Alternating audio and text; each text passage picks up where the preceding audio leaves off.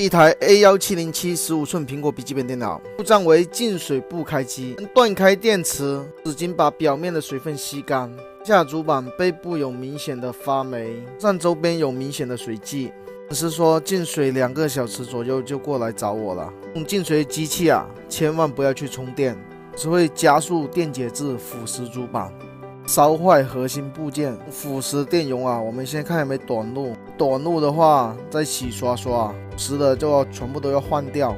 看看 CPU 组织现在也是正常的，千万不要想着放着，然后过几天就好了。腐蚀的地方你不去处理的话，通电的话会造成主板2次损伤。直接串电的话会导致 CPU 挂逼，还有很多核心供电。主板腐蚀地方我们就处理好了，测量供电也没有短路，然后通电也能上电。我们直接装机测试。好，熟悉 logo 亮起来哈，这电脑就已经开机了哈。猪脚饭到手。